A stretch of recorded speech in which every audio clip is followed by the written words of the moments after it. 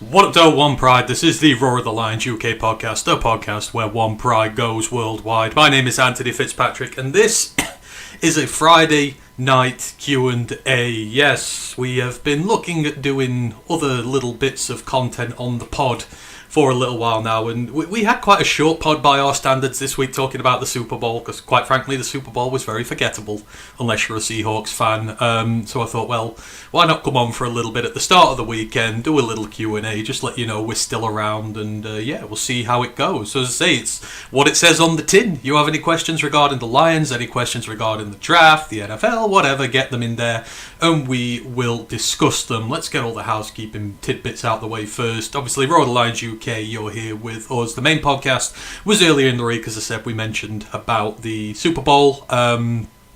College football podcast was yesterday, I released it.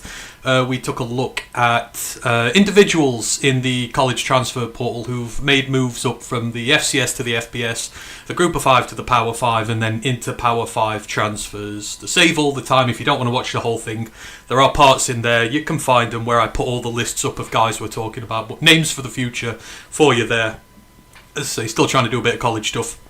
Not just do tons of draft stuff as well. Try and keep it a little fresh there. Don't forget to like and subscribe to everything. Twitch, YouTube, all that good sort of stuff. We appreciate you. Big shout out to Lisa De Lorenzo from the other day. She gifted some memberships during the college premiere. Obviously, I'm not live to be able to acknowledge that then. So thanks, Lisa, and well done to all those who got the memberships out of that. We're part of Lions Nation Unite as well, so don't forget to like and follow them. And yeah, we've got the feedback forms, we're monetised, all that good sort of stuff. So if you want to help us that way, great. But if not, we just love having you all in the building. Shout out to everyone who's in. Austin Damon is in the building. He goes, how's it going? Was needing something to do, so thanks. Hey, appreciate it. That's what we're here for. Megan, she's there in the chat. Our resident Seahawks fan. Congratulations to you. Must have been wonderful watching you destroy the Patriots and go on and win the Super Bowl. So congratulations to you. Hope you had a fantastic time and good job, because yeah, that was a complete non-contest. The Seahawks been so good this year. So you know, we've got to give credit where it's due. You had a damn good year. So, but I hope you're doing well, Megan. Anyhow, Brent is in the building. Hope you're doing well, Brent.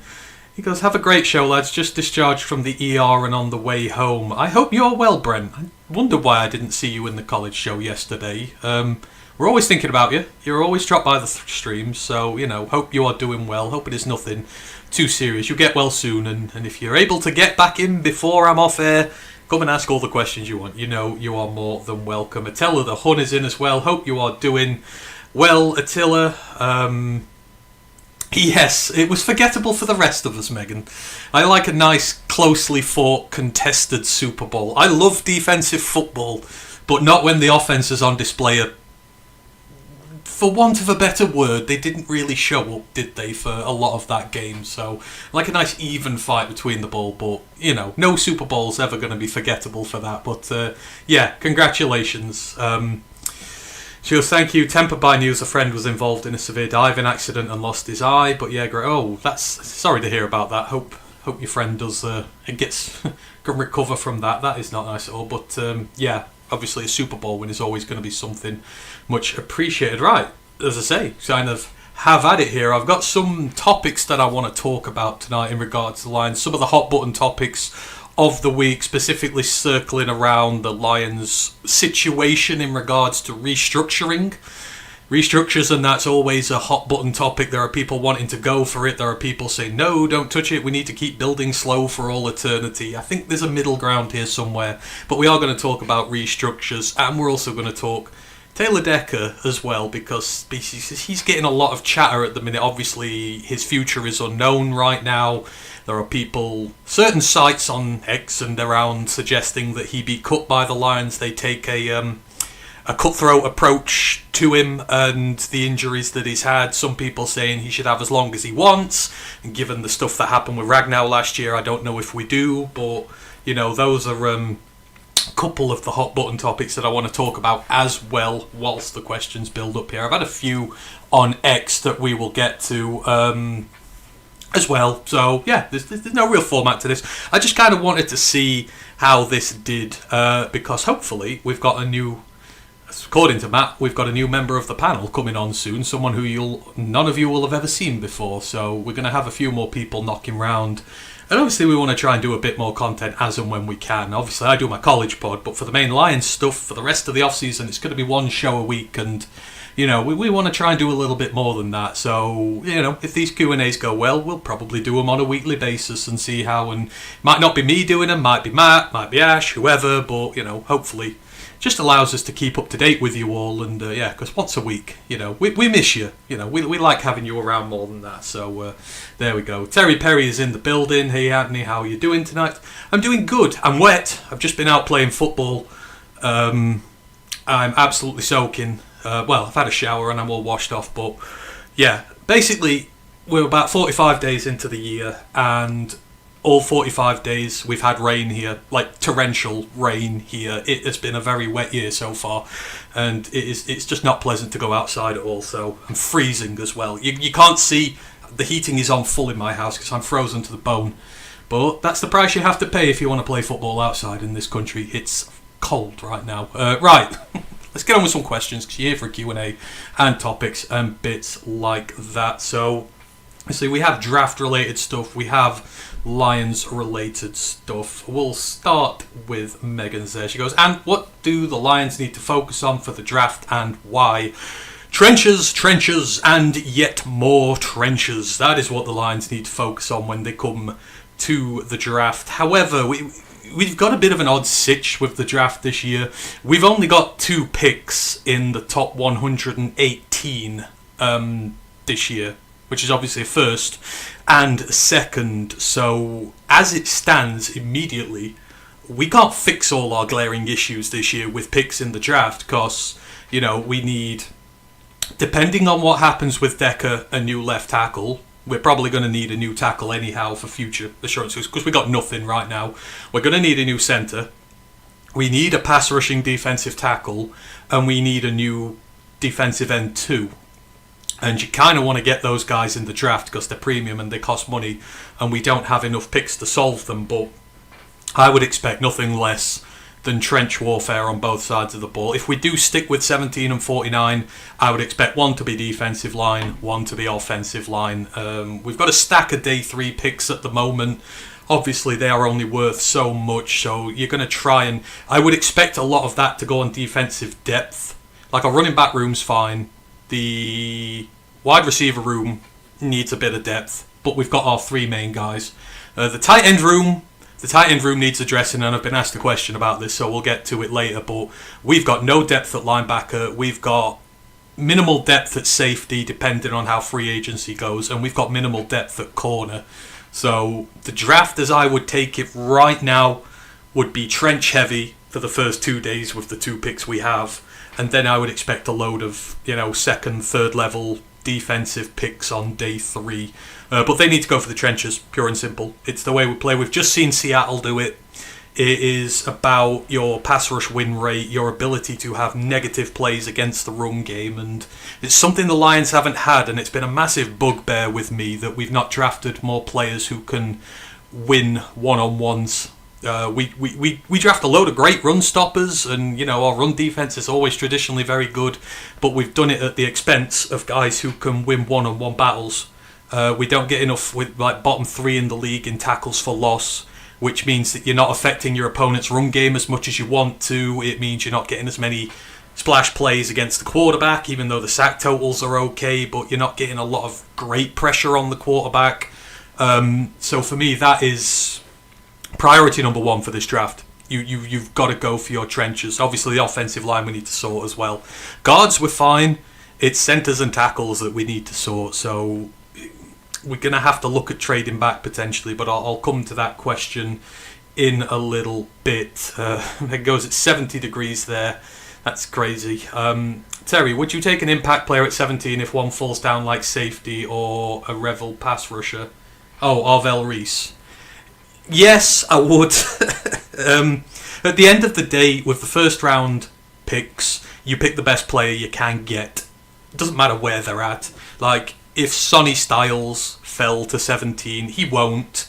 But if Sonny Styles fell to 17, I would take him in a heartbeat. There would be no choice, no discussion, no nothing. I would take him. Regardless of our worries on defensive line and offensive line, he's one of the best players in the draft, period. And you want to put good players on your team. And we technically have a need at linebacker, especially if Anzalone leaves.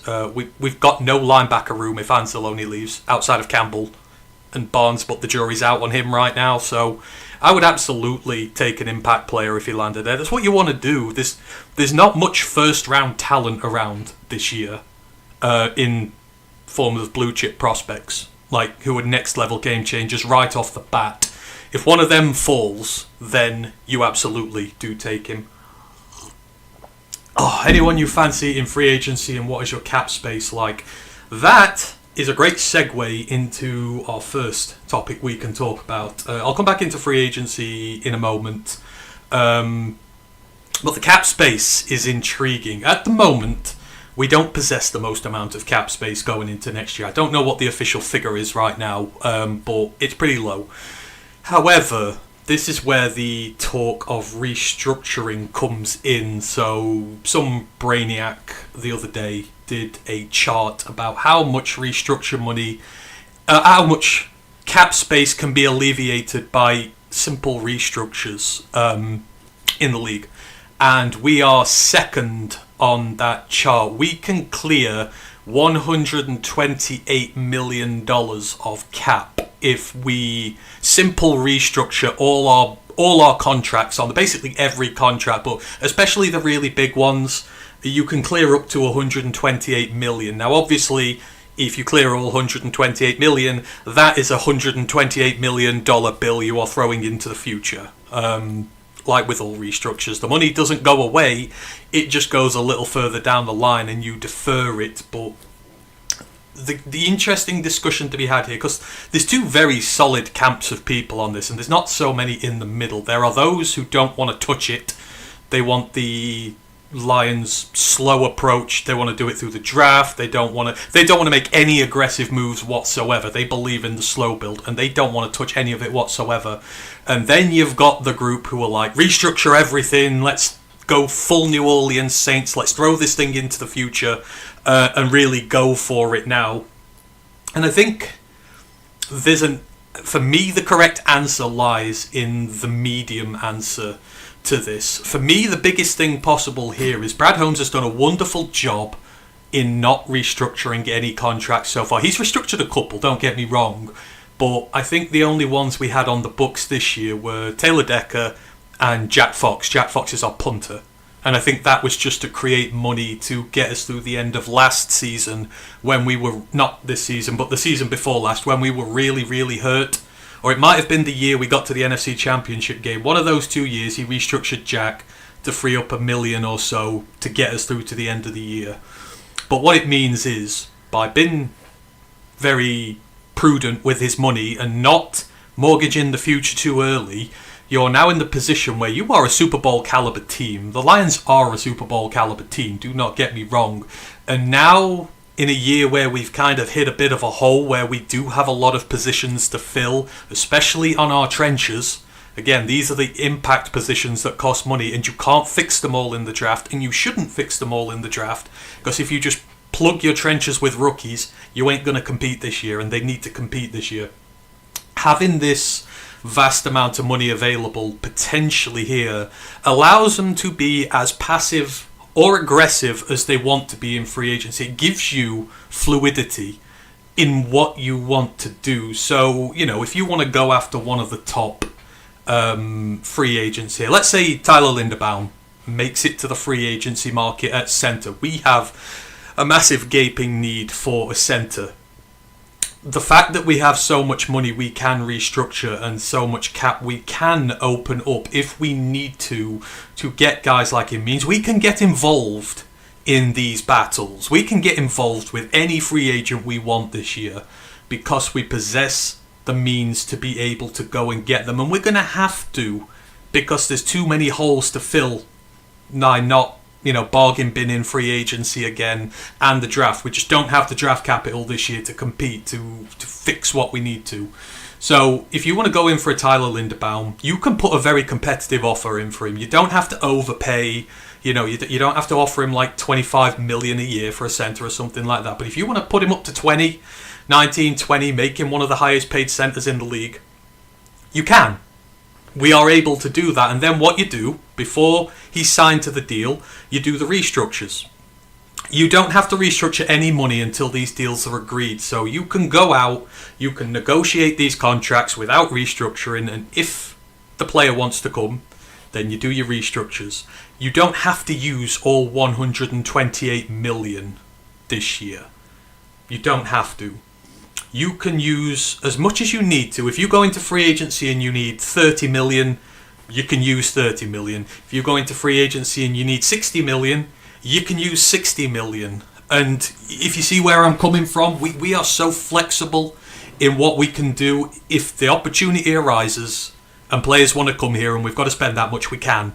And if you want to put 60 million into the future this year in restructures, that's fine, because we don't have restructure money on the books at the minute, and that leaves us in a healthy situation. And the big thing about this, because everybody quotes the Saints and stuff like that when you do this, we can restructure guys who are going to be here for a long time. The problem what the Saints have done, the Saints have been restructuring their veterans.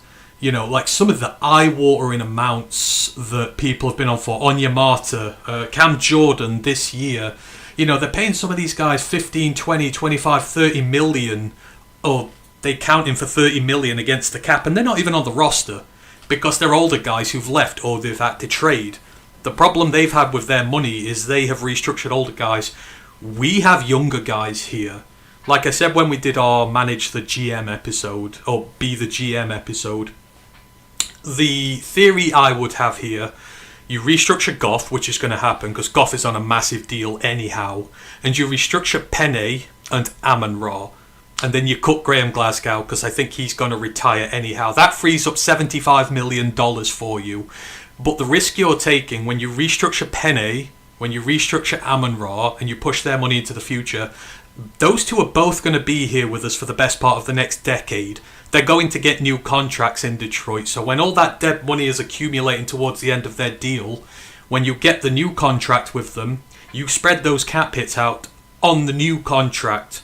So you are not just sat with massive piles of dead money when these guys' contracts end up. You just fold them into the next contract. So you're not screwing yourself in the future. And that's a good thing we can do with this. Obviously, Goff's will be the one that you do, but he's the quarterback. He's on an insane amount of money, and you're going to have to do this with him. And his hit will be a bit bigger towards the end. But we can free up that 75 million if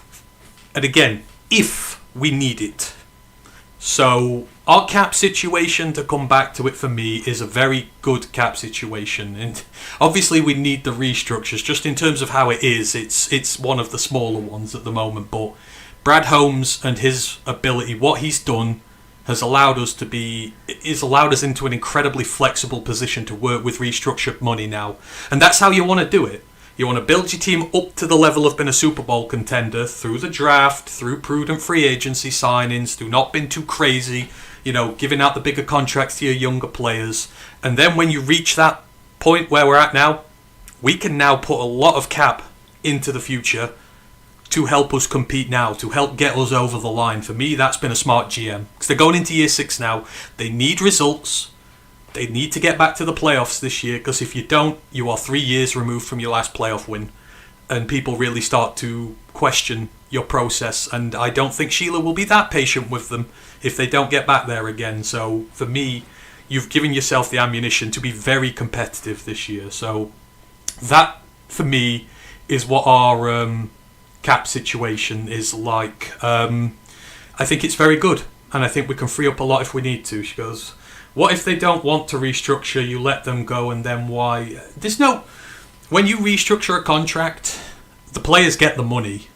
So it's not about the players not wanting to restructure. The ones who don't want to restructure generally are the older players. It depends how the deal is done as well, but like Penny and Amon-Ra, the vast majority of their money is guaranteed.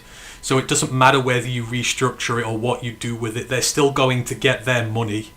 So there's not going to be an issue of them not wanting to restructure their deals. This is done all the time in the NFL. Brad loves to use void years, bits like that. So it would just be a problem with your veterans. But luckily, we don't really have any veterans on massive contracts. Closest is Taylor Decker. And you can't really restructure Taylor Decker's contract because he's got 2 years left. So, you can't really because you have to split the restructure money out between how many years are left, which means you're splitting it out into this year anyhow. You can only save like 4 or 5 million, but we're in a situation where no one's going to go if they're restructured. If they were vets, maybe they would, but we don't have vets, so we're not going to find ourselves in that scenario. And obviously you want to target the younger guys, like I've said, Penne, Amon-Ra. They're going to be here for years. They're going to have a new contract. I would not touch a Liam's contract. You don't touch the contracts of players who just come off serious injury, because you are going to push more money into the future there, and it gets hard to get off that contract if they get hurt again. I don't touch a Liam's contract till next year if I have to. You don't touch older players' contracts. You don't touch injured players' contracts. For me, those are the two that you just don't go to. Penne and Amon-Ra are symbols of health, and I think they'll play for a very long time. So you can do that. And is Goff. Goff is a symbol of health as well.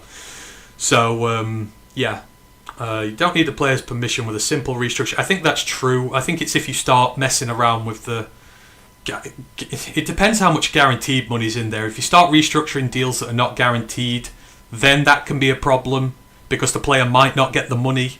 If the money's not guaranteed, then you'll have a problem. If the money is guaranteed, they will get it regardless. If the money's not guaranteed, then restructures become a problem. But again, we don't have that issue. Most of our players, they have big amounts of guaranteed money. And generally, if you do restructure a contract, a team will guarantee more money for that player as a compromise. So they'll restructure it, but they'll guarantee the money so they get it. So, and we've got a very sensible front office who know what they're doing with this sort of stuff. So for me, the cap is in a good situation for us right now to really be aggressive and fix a lot of our holes. We can't field a competitive team next year with our slow burn approach by just relying on the draft and just relying on trying to find bargains in free agency. That is my belief. We can't do it. When you need a centre, potentially a left tackle, you're going to need a tackle anyhow. When you need a defensive tackle, when you need an edge, when you need a new coverage linebacker if Anceloni goes, when you maybe need a new starting centre, a starting safety, depending on what's happening with the two guys there. When you need a new starting corner potentially, because, who knows what's going on injury-wise there as well. That's too many holes to fill, but we need to fill them for next year. So I'm happy, basically, with where the cap is at. So that is the first one in regards to that there. Let me just check. Anyone you fancy in free agency? Obviously, Linderbaum would be the one. If I could have like my cake and eat it and have a big signing, it would be Linderbaum. You need a good centre in the NFL. You need a reliable centre in the NFL. And for me, he is just as reliable as you can get. Yes, you're going to have to pay money for him, but I think the money is worth it. Because you've got two rookie guards as well. Like, the guard situation is the main point here as well. You want a stabilising force for your guards. So having a veteran centre who's young, who's still got a lot of room to grow, for me, that's perfect. Him working with Ratledge works it out well, and whoever wins the left guard battle out of Frazier and Mahogany, that'll be a stabilising influence for them, especially if you're going to have a new starting tackle potentially as well. You've got to have as much stability on the line as possible, and for me, you've got to have specialists, experts. I know there's others in there who can do it, but for me, they're not as good. If you're going to go big for a centre, it's one of the few positions I would go properly big for, because I want as good a person as I can get in there. So that would be that for him. Boy Maffei, I would like here if the Seahawks do not keep him. I know the sack numbers and the big fancy PFF stuff are down this year, but his pass rush win rate was about 5th in the NFL. And when I say you need people who can get into the backfield and make disruptive plays, tackles for loss, sacks, bits like that, that is the kind of guy you're looking for. And that's definitely what we need on this team. We need a specialist edge rusher who can do a little bit of run defensive stuff, but who can just be a nuisance and put teams behind the chains. So Maffey would be someone I'd be massively looking for there as well. There were a few others. Hang on, where did we have here? I'd be looking at a backup quarterback as well. For me, I know the guys might disagree with me a little bit, but I want a good QB2 in there. I mentioned Minshew or Trubisky. I would like someone like that in the building behind Goff. Someone who can win games if Goff goes down. Because with our injury luck, we've had 2 years of rotten injuries now. First the defense, then the offensive line. Jared Goff's been perfectly healthy ever since he got here. It just feels like if we're going to get hit with something next, it's going to be him. I think we need to invest in a stable quarterback too, who has the potential to win us games, or at least be a serviceable management guy while our run game does all the work for him. So I would like someone like Trubisky or Minshew in there. There were a few others. I can't remember where I've put my notes on these. I did say it on a show when we did the Be the GM show not so long back. I had a big list there. Obviously, there are guys I would bring back as well. I would bring Anzalone back. I would bring Rodrigo back. I would bring Rock Ya-Sin and Avonte Maddox back for the secondary. Bring Roy Lopez back as another run stuffer at the defensive tackle position. Those would be ones I'd be making in free agency, because technically they're not our players now. So they are technically new additions to the roster there. Cam Curl or Nick Cross, AJ Epineza. Nick Cross could be fun. I think, and everyone who knows instantly what I'm going to say here in regards to free agent safeties, if you've watched this podcast over the last 5 years, Reed Blankenship is available. And, you know, before his draft, I was saying we should spend a 3rd round pick on him. I saw how good he was. He went undrafted. I would love to get Reed Blankenship here in Detroit if the Eagles let him go.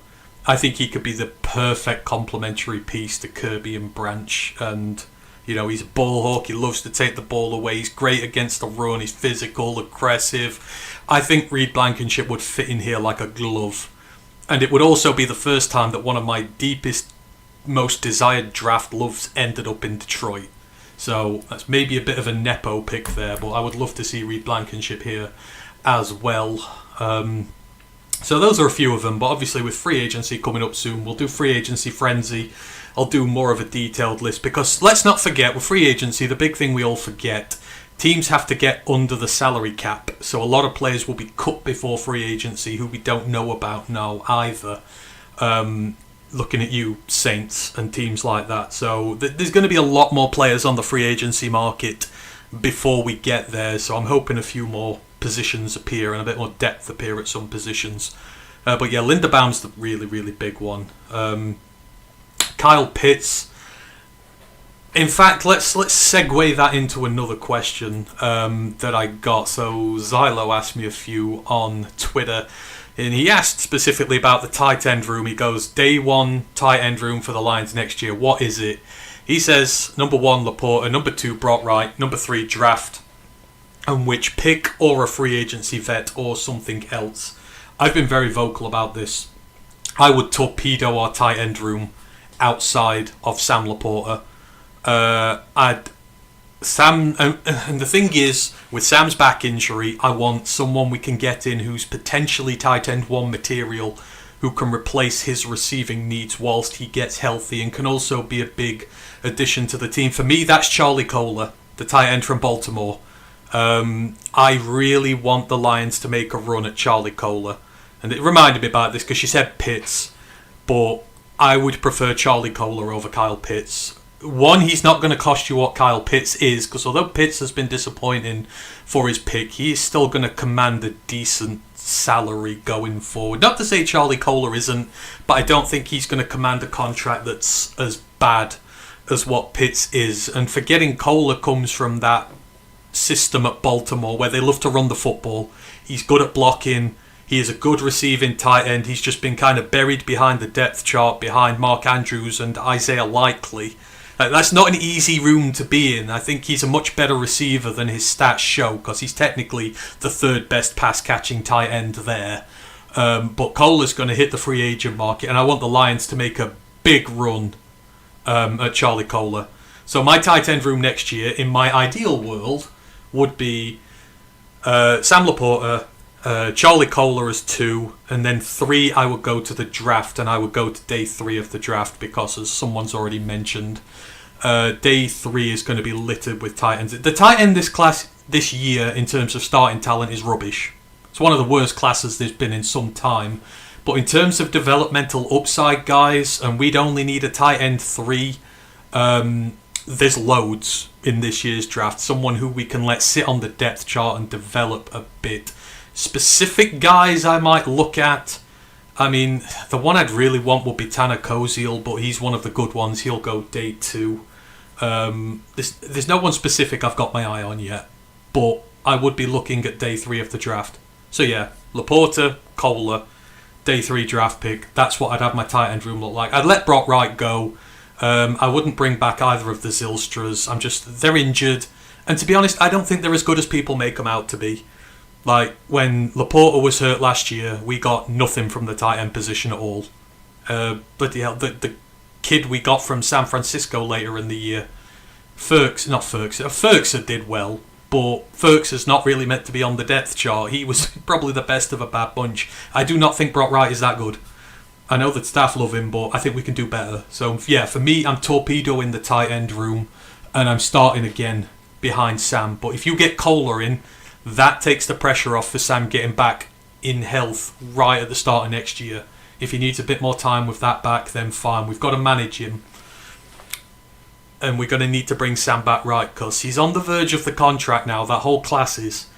Brian Branch and Sam Laporta, I'm not even considering offering new contracts to either of them until both of them show they're over these injuries, especially Brian with his Achilles. So we're going to need to manage Sam well next year to make sure we get the best version of him back. But yeah, that is what I do with the tight end room there. Megan goes, good luck with boy, no way he goes to you. Oh, that's a bit rude. Well, hang on, where did he come out of? Boy, was he a Minnesota player? I believe he's accumulated. I believe he's, acclimated to this part of the world. Was it? No, he was a Michigan player. Was he a Michigan player? He might have been a Michigan player, Boye Mafe. So he's got roots here in this part of the world. I can't see why he wouldn't come here. With Branch and KJ both injured for most of the season, do you think Holmes goes safety? Yes, I do. I think he does go safety. It depends, because obviously our depth did so well last year. If you bring Maddox back and you bring Thomas back, then it depends on the status of your 2 starters. Obviously you can move them around, but I would draft the safety. Again, you would probably have to look in the development pile, because again, we've only got a first and second round pick, so I'd love to be in that day 3 slot where I could, the round 3 slot where I could go and get a safety, but I don't think it's possible. If they were going to go big on one at the top, then AJ Halsey's that guy. You can see the video I've done on him, and it's on our channel. I've done the breakdown. AJ Halsey would be magnificent on this team, but I don't think we can afford a pick that high at safety because, again, all our trench warfare. But free agency will dictate a lot. If we go crazy in free agency on the trenches, then maybe we can be a bit more free in the draft, and maybe we will. But I do fully expect us to draft a safety, but I couldn't tell you exactly where right now. I would assume day 3 as it stands. Tiller goes, need an edge, safety, tight end in both free agency and the draft. Yeah, tight end needs free agency and draft. Safety, I don't know. It depends. If Kirby is healthy to start the year, and you've got Maddox with him and you've got Thomas with him, then I think you're fine. I think you're absolutely fine. I don't think you need to do free agency and the draft, because you'd have too many players then. But it all depends on the scale of them starters. So, we'd have to see. Would love a Nick Emenwari, Kyle Hamilton, Kyle Duggar clone. I mean, wouldn't we all? But we definitely are not picking a safety that high in the draft. So unfortunately, we ain't going to get one of those. Pitts, David Njoku, or Likely in free agent. Njoku was the one, actually. I was talking about Njoku the other day. I would love to see, if I can't get Charlie Kohler, I'd love to make a run at David Njoku. He has spent his entire career in Cleveland. He's won nothing. I like to get players who've not won Super Bowls because you want that fire to win a Super Bowl in them. I know it's a stupid metric to work by, but I always think that when you've won a Super Bowl, like, you lose a little bit of that competitive edge because you've reached the top of the mountain, and of course you can keep going back, but Detroit's built on that fuel and fire of never having won before, and I like to see that in the players that we bring in. So I think Njoku would be a good shout. It just depends on what money he's asking for, but Njoku or Kolar would be the ones certainly I'd love to take a look at. Go and get Marlon Klein or Dallin Bentley in the draft. Yes, we'd throw the Michigan tight end in there. I knew he'd get some love. I love Dallin Bentley. I would like to see, Dallin Bentley would be a fun one for me. If we got him, I'd be quite happy. So Marlon Klein's, I need to watch him more, but for me, he's disappointed a bit in college. But I could be wrong. Might just be my snap thing. I don't watch all these guys all the time, but yeah, certainly in that ilk of guy we'll probably do there. Danny Mack is in the chat. Hope you are doing well. Danny, as always. Brett Northfleet. What's that for? Is that just a name you think? What am I missing there, Danny? Northfleet is 2027. Oh, yes, you are. Yes, he is. He's next year. He went back to school. He did indeed. Njoku has worked with Petsing. You're right. Terry, we need to trade down for more picks. This might segue into another question I've had. So Zylo again on Twitter asked, if you could trade out of 17, what picks would you want and who would you target with those picks? So let's talk about trading picks in the draft. I mean, it's always the thing, right? Every year, let's trade down. Let's get some more picks. Let's get some more players. And, let's see what we can do there. For me, when you're talking, and obviously I watch college football a lot, I like to think I'm up to date on some of these prospects and how the draft works a bit more now. But for me, when you're talking about trading picks, you have to look at the lay of the land, the players on the board, the depth of the positions. Is there value there that you're going to get for trading your pick? And for me personally, I think where we're at, the mid to late teens this year, it's the worst place in this draft to try and trade down your pick from. And I'll explain why. Obviously, the back end of the draft, the back end of the first round is always more coveted because that's teams trying to get up to secure a fifth-year option on a player, which will save them a lot of money. So traditionally, it's easier to shift those picks at the end of the first round. And of course, at the top of the first round, the best players reside there. So if you wanna trade one of the top 10 picks, something like that, generally someone's going to want to come up for a guy, and you can trade that quite easily. You have to look at the lay of the land this year. There are a lot of people out there, a lot of draft analysts in the know, and when we talk about first round draft grades, like actual first round grades for people, the general consensus is there are about 10 to 11 players this year who are actually worthy of that first round pick. That is low, and I have to agree with them. You've got to look at the classes. What classes usually pump up the price in the first round and drop talent down the draft and pump up the prices of those later picks? Quarterback. You've got one quarterback in this year's draft for the first round. That's it. I know some people are saying Ty Simpson might slip into the end of the first round. Everyone keeps mocking him to the Rams. But in terms of the top of the board, you've got one quarterback and that is it. That is rare to have so few quarterbacks at the top there. So what that means, having just one quarterback in, and he's quite clearly going pick one, is the run on the other premium positions starts early. And you've got to look at the depth of those other premium positions. Tackle. There are so few blue chip left tackle prospects this year. Your blue chip left tackles are next after your quarterback. You don't have a blue chip left tackle prospect. Your best tackle prospect is Francis Mauagoa. He's a right tackle. And then guys you're going to be looking at after that, Spencer Farno. I mean, he's done both, but he's spent most of his time at right tackle, so those guys are going to go quick, and there's only a couple of them. So your quarterbacks are not there, your high level tackles are not there, your high level defensive tackles like your Mason Graham, stuff like that. You've got Peter Woods, which is fine. But outside of that, you've not got too much at the defensive tackle position. These like dual threat, pass rushing, run blocking type guys as well. You've only got Peter Woods, and that's it. The first round this year is going to be propped up by wide receivers and edge players. So when that first 10 is gone, your major tackles will be gone.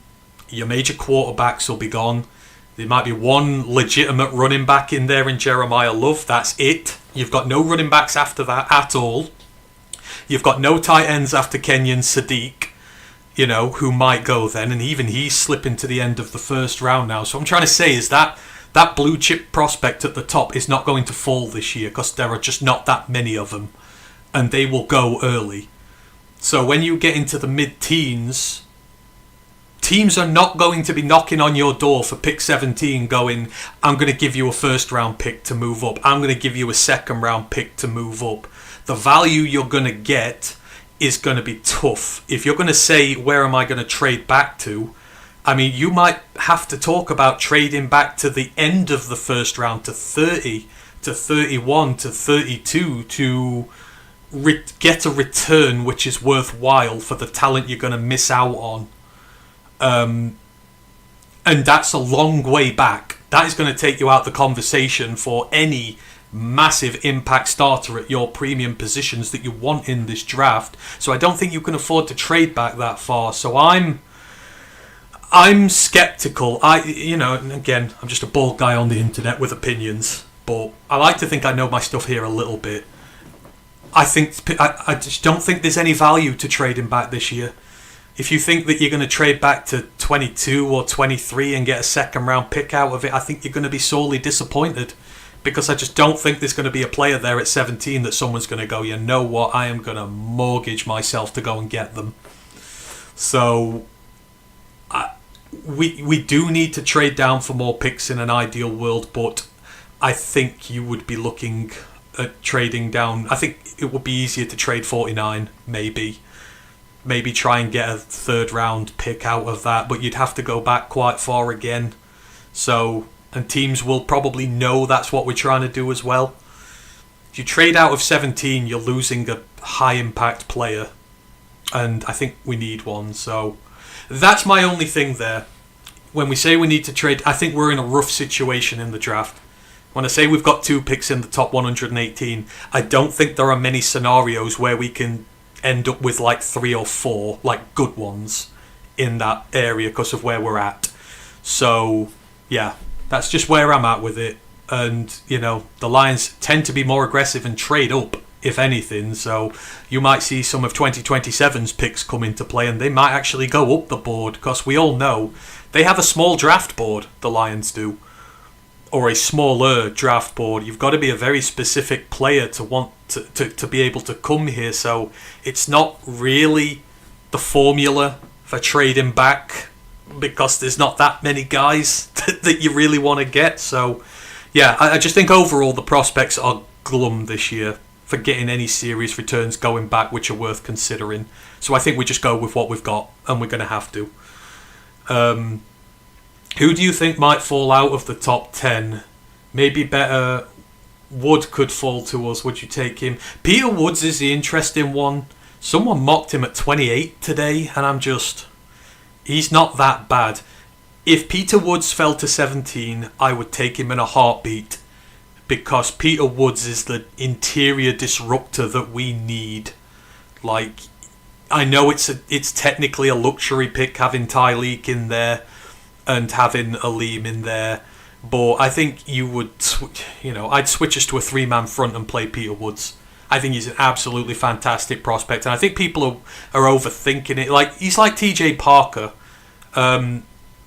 They were both meant to be top 5 picks. Both of them have had meh years. They're not the best, but they're still great prospects. TJ Parker, answering that question, who do you think might fall out the top 10? If TJ Parker falls to 17, I am running that pick in. I don't care.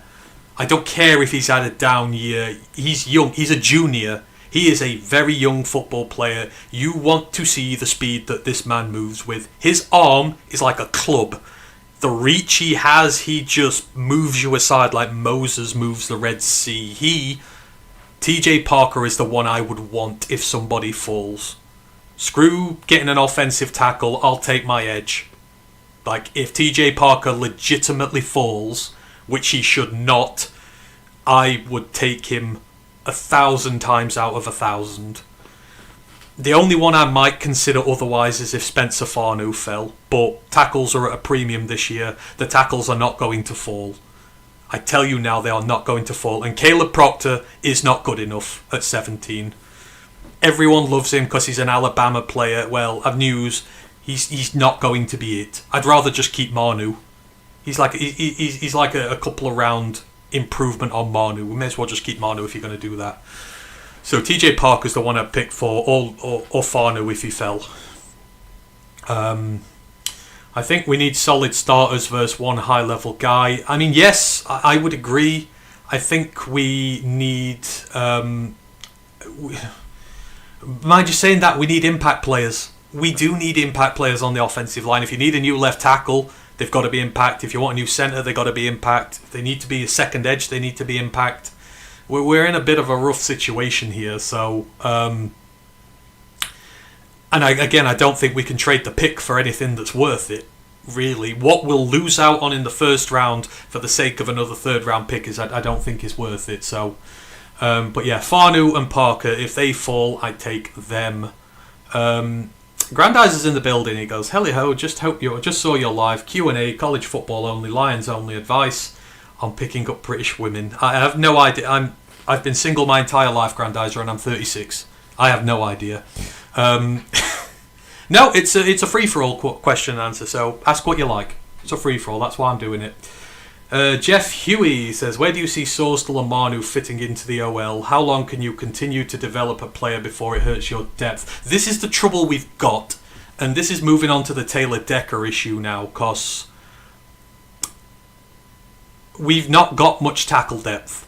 So the big... Right, I'll come on to this. This was my second point I wanted to raise other than the questions. The Taylor Decker issue is kind of raging right now because 97.1, the guys that they are loving to put out the content they do have suggested that the Lions cut Taylor Decker for cap purposes to save him because everyone knows he's contemplating retirement. He is one of the highest earners on the roster. We need to get rid of some of these bigger deals and it will save us a lot of money come next year and it will save us a bit this year as well. And there's the argument on how the Lions do it. There are two big camps here. There is a camp that say Taylor Decker is a Lions legend. He should take as much time as he wants. He should be allowed to make his decision. It's disrespectful to push him into making a decision. And then you've got the cutthroat lot who are like, cut him. If he's hurt, if he can barely lift his arms above his shoulders, he was struggling to get to just a serviceable level of football this year. He's putting himself through such pain. It's quite clear that his career's coming towards its end. Some just want to cut bait and run and not leave it to him. Just take the decision out of Taylor's hand. Some want to leave it as long as possible. And I've had this argument on Twitter today already, getting told that we should leave Taylor to himself. Taylor Decker is the most important... He plays the most important position on offense outside of quarterback. He plays left tackle. That's one of your... That's the key position. You've got to have a good left tackle in this league to succeed, and you've got to play well with it. For me, Taylor Decker has to let the Lions know by free agency what he plans to do. And if he hasn't made his mind up by then, the Lions should make it for him. You cannot afford to lose the first tranche of free agency and the draft by having your left tackle go, "I don't know what I'm doing." because it is a position. There's a massive difference between Taylor Decker coming back and you being able to draft a developmental prospect a little higher up than Manu, or try again with Manu for another year. And there is a big difference between him not coming back and you needing a new left tackle, or at worst you shift Penne across and need a new right tackle. The resources you need to put into the tackle position are great. And if you don't know what you're doing with that position, that means your free agency, you risk using all your resources up in free agency early. And if Decker decides he doesn't want to come back in June or July or something like that, you ran out of resources for the season and you've just lost your franchise left tackle. You cannot let him have that sort of power over you this off-season. And it's tough. And yes, he should be able to make his decision and have as long as he needs to, but he needs to do it within the correct time frame for the Lions. We need to know if we need a left tackle by free agency. So for me, yes, you let him make the choice, but you give him a timer. And then if he doesn't, you take the initiative over. Because at the end of the day, I know we want to be a team-friendly group. You know, we want the players to have all the power and to feel loved and everything. But the Lions are here to win a Super Bowl. And unfortunately, it is a cutthroat business. And we cannot afford to let emotions cloud our route forward. So you've got to be aggressive with it if the time goes too long with it. So, you know, that's where I'm at with him. You know, it should be his choice, but it needs to be his choice within the next month. And then the choice is taken away from him. You know, moving back to where do we see Sorsdal and Manu, because obviously that figures into this conversation. Also, the problem here with Decker is we've no depth behind him. We have no replacement ready for him at left tackle. If Manu was ready to go at left tackle, you can let Decker take all summer and consider whether he's going to retire or not, because you've got a backup plan in place. We do not have a backup plan in place. Manu's not ready. He's not even close to being ready. And personally, I don't think he'll ever be ready. Sorsdal, I think, is the same. You move off Sorsdal this year. I swear we already have moved off him. I don't know if he's here. But for me, I don't see either of them playing significant part of our future. So we're going to have to re-sort out our depth for the offensive line this year. And I've said that for the last 3 years. The depth has been unacceptable. So I don't see Sorsdal and Manu fitting in. At worst, I mean, obviously this is Manu's third year, so every rookie gets 3 years. So of course Manu's part of the 53 this year. But you don't want him being offensive tackle 3 on your depth chart. You want him to be offensive tackle 4 and be comfortable with the 3 guys above him. That's where he should be. Sorsdal, cut bait and run and start again. Thoughts on Munro Freeling? I'm not as high on him as everybody else is. Obviously, Munro Freeling is a right tackle as well, or he has been for the vast majority of his career. He's had his ups and downs at Georgia. Like, when he's been good, he's been really good. But I remember seeing some games with that Georgia team where he's like, I'm not keen on it. And plus, you're going to have to move Penne in that situation. And I mean, I'm all for moving Penne, but I would prefer someone a bit better than him. Just my opinion, but you know, there are other tackles I prefer in the draft than Munro Freeling. But as I say, when he's good, he's excellent. But just don't. And this is the thing: everyone goes, Tate Ratledge comes from Georgia, he's been great. Munro Freeling will come from Georgia, he'll be great. That's the worst draft argument you can make in history. Don't do that. Just because Munro's coming from where Tate is doesn't mean he's going to be as good as Tate. Like, Tate was the leader of that offensive line. And it was very clear to anyone who watched that team that he was the leader of that offensive line. Tate was cut from different cloth. But he's not my favourite pick there. But I would take Munro Freeling over Caleb Proctor, I know that much. Caleb Proctor will be well down my list of offensive tackles that I'd take on there. Granddad's goes, and Chargers check in with Cecilia Winters. She did her best edge rushers of the 2026 NFL Draft. Ruben Bain, David Bailey, TJ Parker. I'd go with that. That's a solid group, that is. Ruben Bain's the dream. If the Lions were in the top 10, then Ruben Bain's the dream, but he won't be the dream because he will... Ruben Bain's going to go top 3. But he would be the dream for Lions fans, absolutely. Back home yet? You ever check out Mike Washington Jr.? No, I will do there. Sometimes I depress you. I'm sorry, Attila. I don't mean to be depressing. I like to think I'm an optimistic fan.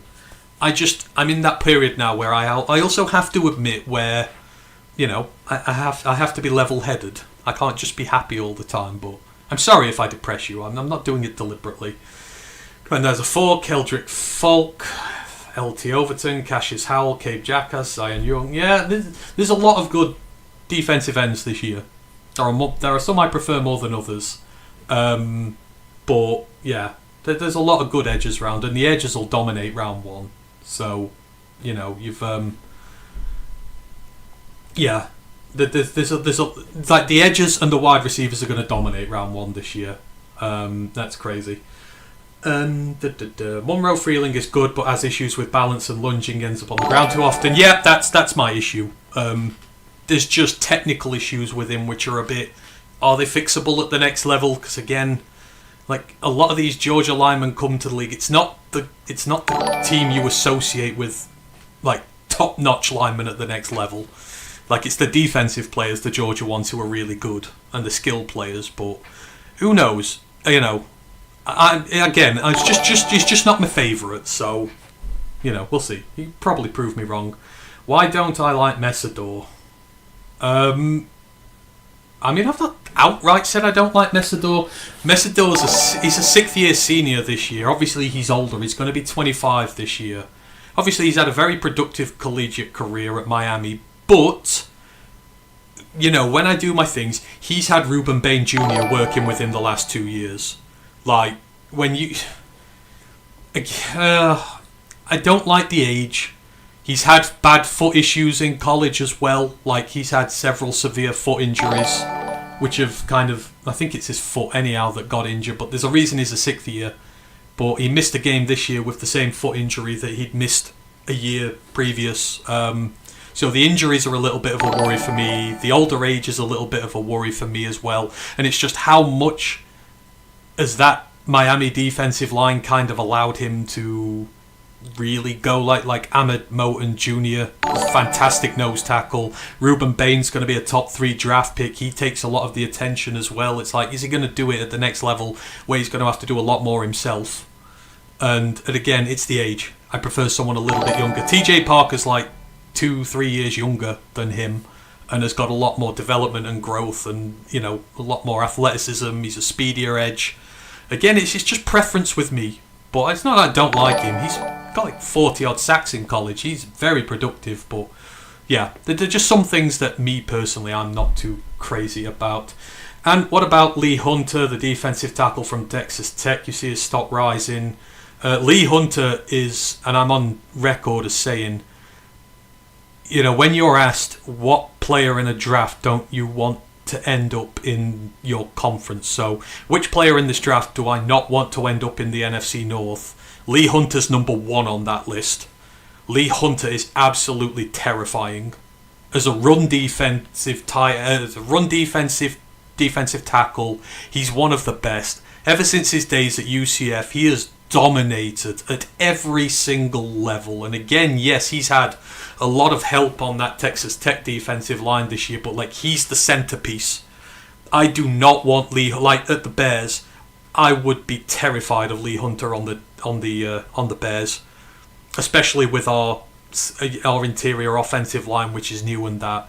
I think he's an absolutely fantastic player. He'd be a slam dunk top 10 pick if he could pass rush better, but with his size and weight, he's not designed to be a pass rusher.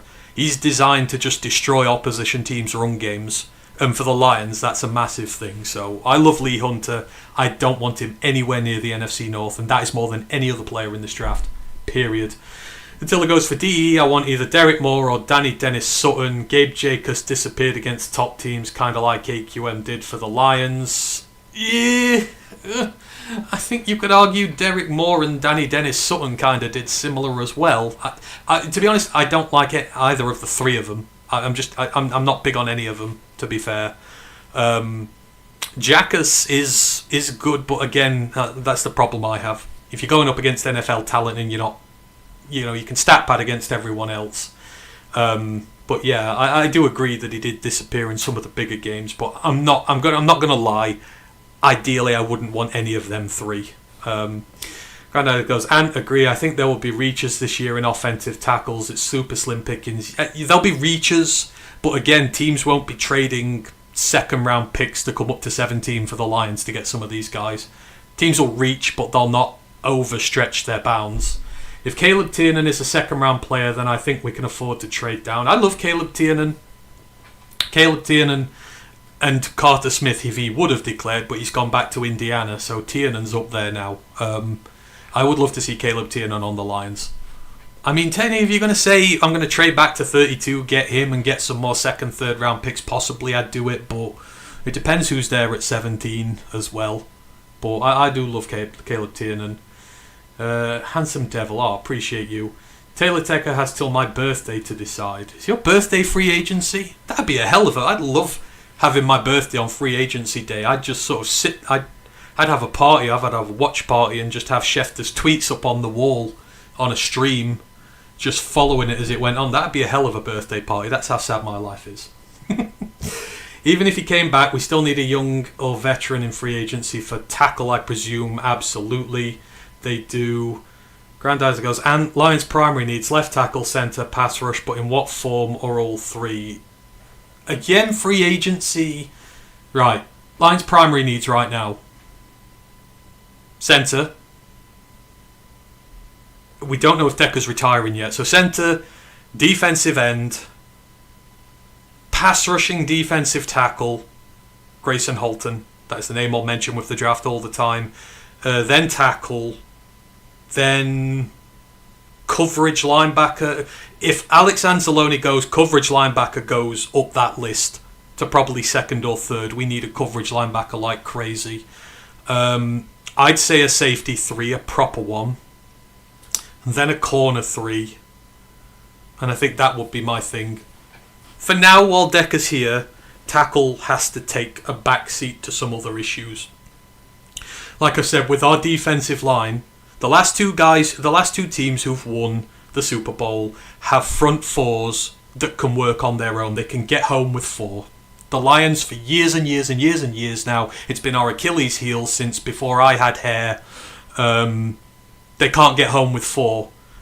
And again, it's rehashing the same old point I make all the time, but they draft players who specifically stop the run.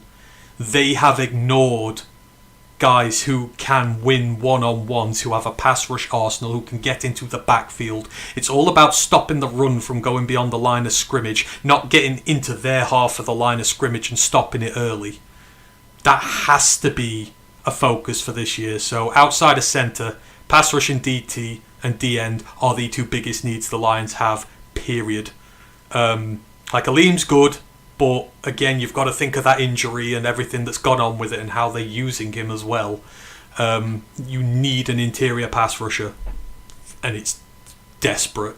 And I don't want it to be Levi either. Levi should be off the roster. I'm not trusting him to be healthy again. Could they get a left-handed throwing quarterback so that Panay is protecting the blind side? I'm kidding. Hey, Joe Besco, that's a good idea. Have we not thought about that? I don't know. Right now, I don't know if there are any left-hand throwing quarterbacks in this draft. I can't think of one, but that would be fun if we did it that way. Getting Penny on the left makes great sense, assuming he'll make the move. I think he should. You know, it kind of shocks me how many people rag on the idea of moving him. I know in an ideal world, everyone wants him to stay at right tackle where he's best, but the way people talk about it almost makes you wonder if they doubt that he can play at left tackle. And we all agree collectively that Penei Sewell is the best offensive tackle in football. He is a generational talent. He is going to the Hall of Fame on his career trajectory. That all the numbers, his monitor score, everything say Penei Sewell is going to the Hall of Fame. There is absolutely no reason a generational Hall of Fame player cannot make a move to left tackle. Especially as he played left tackle in college as well. It's like he's never played there before. He has. So, you know, it really annoys me when people are like, no, just leave him at right, leave him at right. No! He's good enough to be one of the best left tackles in the league. And he has the skill to do it. So do it. And that means it reduces your need in the draft, because right tackles you can find a little bit further down the draft. The premium left tackles go like that, and they will be gone. But you can give yourself a bit more room if he moves. I hate it when people say he can't move, or they don't want him to move. Move him. And then you've got your blindside protected for the next 7-8 years. And all is right with the world. And well, it has not much effect on the Lions, but with the Rams' Rob Havenstein deciding to retire, that much more pressure on Rams and other teams who may have been eyeing him for right tackle. There is a severe lack of tackle talent in the NFL right now. Every team will be eyeing up tackles, and that will never change. It's a shame, but, and again, I go back to a point where I'm saying all the time, because teams are now looking at more athletic tackles, they're ignoring smaller tackles. You come into this draft, how many tackles are you hearing about who they're saying, kick him into guard, kick him into guard, kick him into guard, kick him into guard. He's an inch too short. His arms are an inch too short. They want like sculpted, Herculean figures at left tackle. You've got to be a size. You've got to have the arms. And what have they forgotten about? They've forgotten about technique. Gone are the days where you had an Antony Costanzo at Indianapolis who was tiny compared to that, but technically one of the most gifted left tackles in the league because of his technique and his skill and his brain. All those things you can use. If you've got good technique, if you've got good athleticism, you can survive if you're undersized. And we've got a load of these big, clunky left tackles who just fit the profile and have no idea what they're doing. Somewhere along the line, the league forgot about having technically gifted players on their lines, which is why I think we've got a problem now. And so many good players are inside at guard when they should be at tackle. And we just reduce so many prospects to, they're going to be a guard in the NFL and that's it. You don't know. You don't know how technically talented he is. You don't know if he's good enough. You've seen the argument with Will Campbell now. Will Campbell was a top 5 pick because of his technique and how good he is, and how dominant he is. And yes, he's been shown up as a rookie, but everyone's like, throw him to guard, his arms are too short. We were right, you were all wrong. It's trying to score draft evaluation points and just, Will Campbell would be a good left tackle in the NFL, and we risk losing another left tackle because people are like, he's a bit short.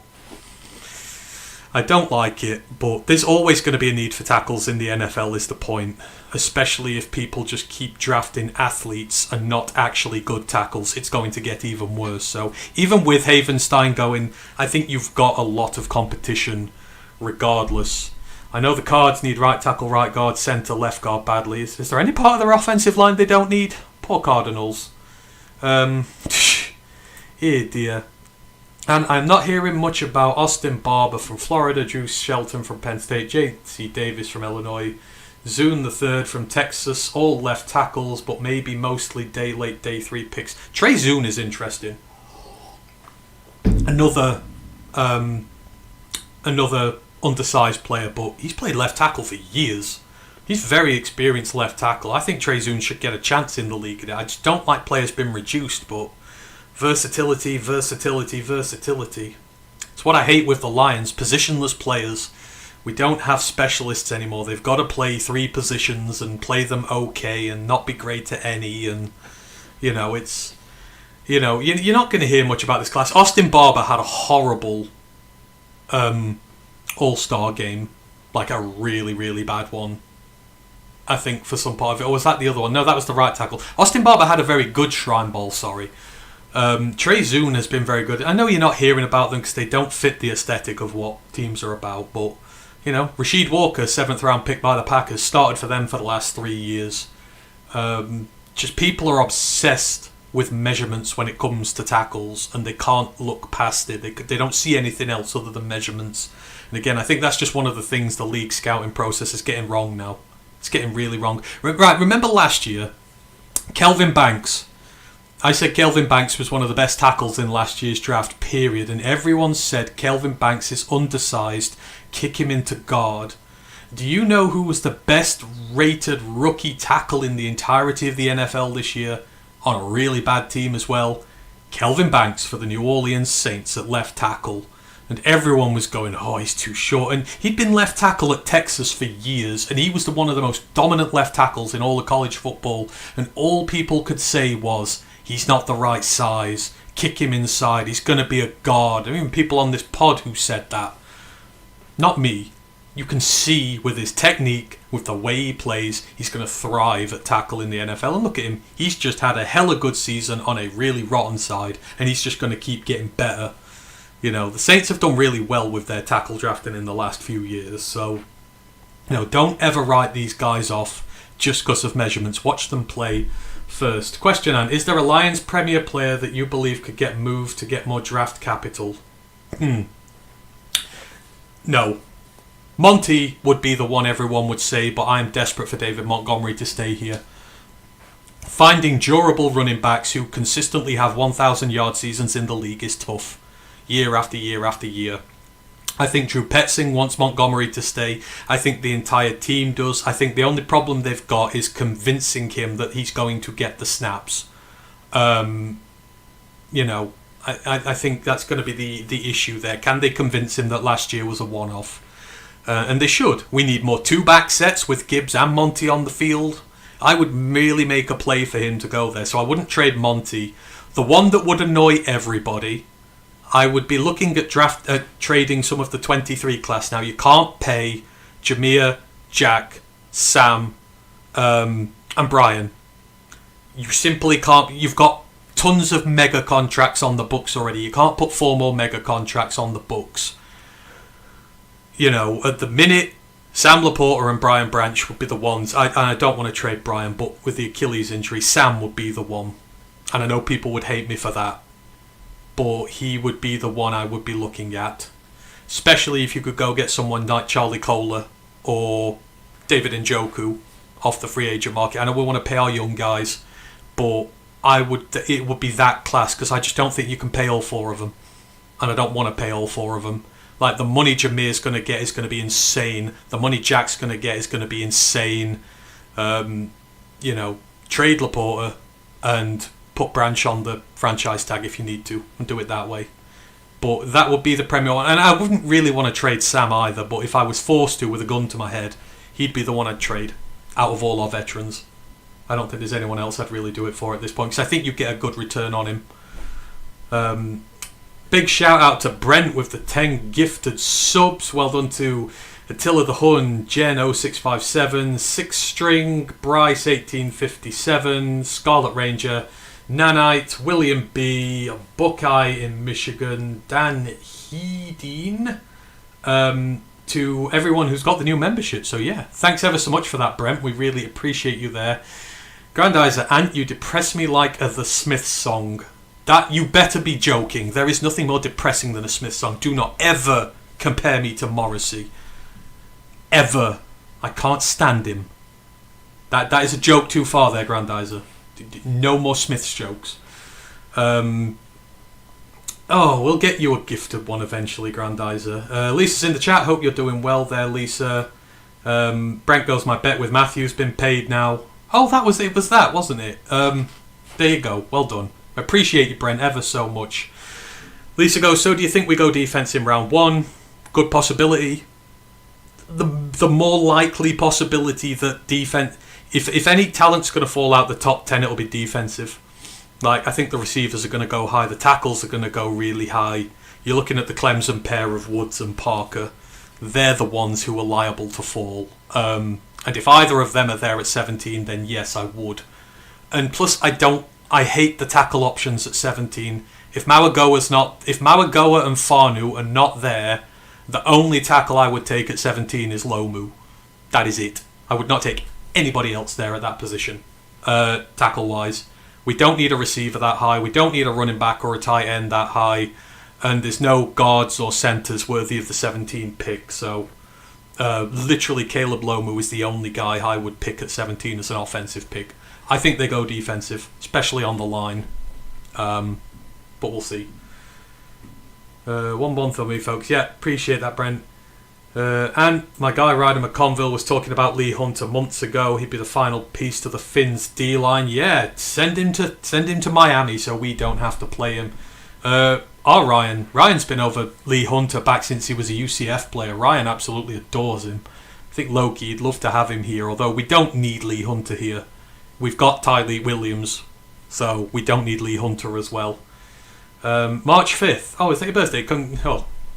Happy early birthday for then, but I'm sure I'll see you before then.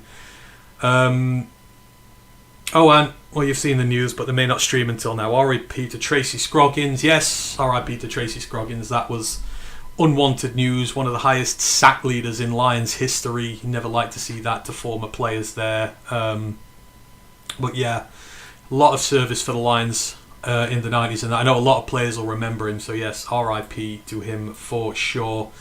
Lions ain't releasing Levi. The price is too right. I know. Again, my view is they treat him like he's not on the roster, and if there's still a space left for him, fine. But it's Julian Aquara all over again, and I won that argument after 3 years of saying we should get rid of him, and we did. So yeah, it's true.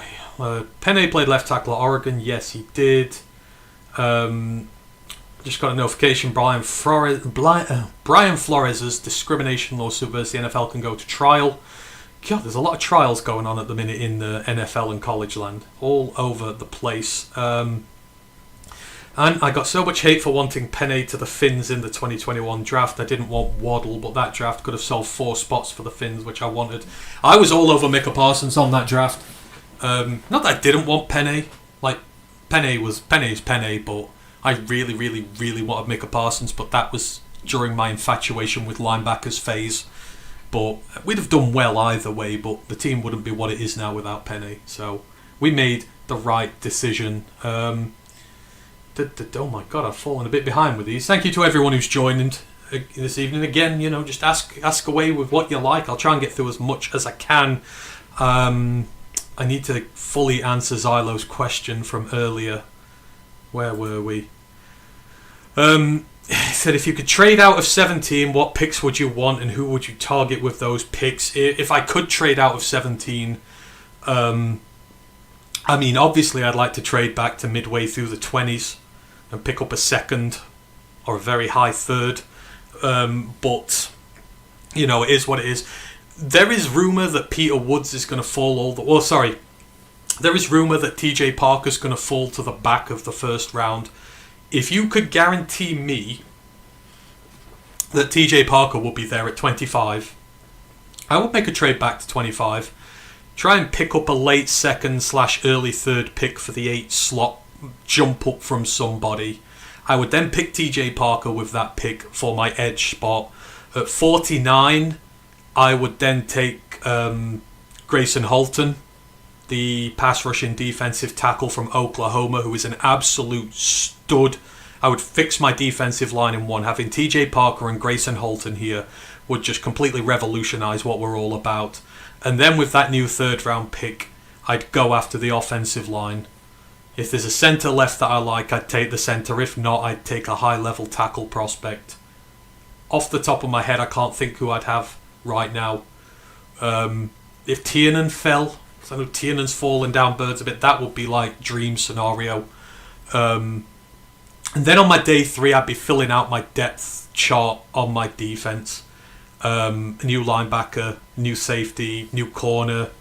I think I'd do that. That'd be what I'd do.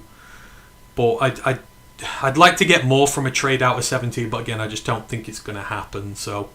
But I will be targeting the defensive line with both my top 2 picks regardless. So hopefully, Zylo, thank you for your questions there. I appreciate that. Obviously, the draft orders, the specific numbers that we're at now will change when the comp picks come out. Because the Lions are on the fringe of...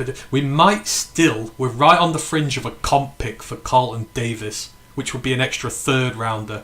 But I think we're 2 spots out at the minute, but that can change, so... the comp picks may switch things around for us just a little bit. And now no one wants to trash talk me about Penne. No team. Every team in the league would love him. Agreed. I don't want a Ratledge or a rookie in front of Goff. Yep, 100%.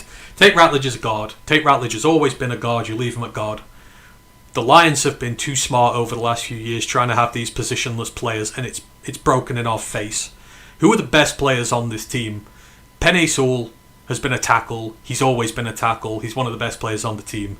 Hutch is an edge. He's always been an edge. Yes, he comes in and does a bit on the inside, but they let him stick his hand in the dirt and rush after the quarterback. He's one of the best players on the team. Amon-Ra St. Brown, yeah, they do move him around the receiver positions, but they just let him be a natural at what he's good at. One of the best players on this team. Kirby, he plays at his free safety spot. He doesn't go to outside corner and play in the nickel and do all these stupid things. The best players on this team are specialists at their positions. Who are the players who have really let us down? Josh Pascal, one of these guys you move around all over the place and never last with him, just not done anything. They tried to move, Colby Sorsdal all over the offensive line. It didn't work. It's defensive prospects that we've just messed around with, especially defensive line prospects. We're asking all these edges to just play against the run. They're not that good against the pass. I just hate positionless players. It's terrible, and I don't like it. Unless the player is a specialist coming out of college. If you get Kyle Louis this year, the star linebacker out of Pittsburgh, I'll play him all over because he's a specialist. It is what he was designed to do in college. It's what he's done for the last 3 years. But I just hate positionless players. And don't move Tate. The best centres in the league are centres from college, and that is a fact. And you can go and look that up. And I asked the Premier Alliance player been moved, say if the Bills wanted Jameson Williams, the Bills can go and suck a fat one if they want Jameson Williams. I am not trading Jameson Williams for anybody. If you offered me 5 first-round picks for Jameson Williams, I would not take it. And I am deadly serious about that. I do not want Jameson Williams taking a snap for another NFL team. Yes, this is pure nepotism on my part. JMO is my guy. He has been since day one. I am not trading JMO for anything. Anything that someone would offer for him. And obviously no team's going to offer 5 first-round picks, but there is not a trade package out there that someone could offer me that I would say yes for JMO, period. That is realistic. If any of you can think of a realistic trade from a team for him, then put them in the comments and I will think about them. But I can almost guarantee you that I wouldn't even give them a second look. JMO is going nowhere. Lisa goes, if Kirby is not going to be able to play, they will be able to keep the class of Gibbs, Campbell, Branch and Laporte. And no, because Kirby's contract is on the books. And plus, Brian Branch is coming back from an Achilles. That is a DB killer. Brian Branch needs to play a full season before. I would... Already at this point, I'm thinking about franchise tagging him next year. I don't know what the tag is for safeties. Hopefully not too high, but I am not going anywhere near giving Branch a contract just yet. Achilles is a DB killer, and I'm not giving him a big amount of money until he is well past this injury. The same with Sam. I'm not giving Sam a massive contract for a tight end until he is well clear of this back injury. I'm not doing it. Not doing it. We've got to be careful here, giving these big deals out. Do the Lions save any money if Kirby can't go? No, they will pay him as they do. The reason it's worked with Levi and who else was the other one? Pascal, is because they're on rookie deals. Doesn't work that way for them if they are a veteran. Where am I there? Many are saying Lomu is the pick at 17. I would love Caleb Lomu at 17. He's also been a left tackle. He is the left tackle at Utah, so he's the more natural fit at left tackle of the two. I think Spencer Farno's better in his ceiling, but Caleb Lomu would slot in at left tackle and you wouldn't need to move Penne. I think that makes a ton of sense for the Lions, and he is a damn sight better than Proctor is. A damn sight better. And like I keep saying again for this year, you actually want more 2nd, 3rd, 4th and 5th round picks. So much talent in day 3, day 2 and day 3 picks. I might go ahead and... Again, I just don't think it's the most talented draft all. Like, the 1st round is nothing. I mean, the 2nd round is the place where you'd maybe want a few. I'm not sure about the start of day 3 and the end of day 2. I'm not sure. Given what I've been looking at so far and the prospects I'm going through, there's a ton there. I'd rather have an extra pick in the 1st round than a big cluster of extra picks in the middle, to be fair, but you never know.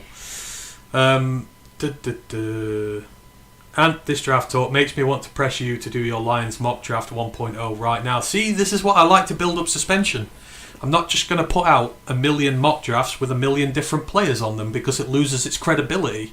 Because then I can just go back and say, oh, look, I mock draft this guy to the Lions. There's a reason that I'm pretty sure Brad has never drafted any player I've picked for the Lions because I only do one a year.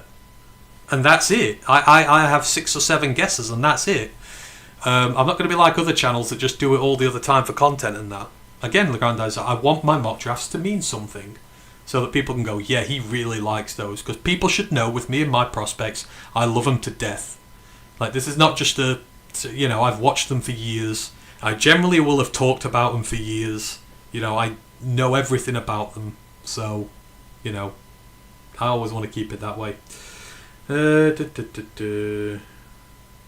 You don't seem to think Aleem will return to his 2024 form. It's not that. No, I think he will. I just think we need to be cautious with him.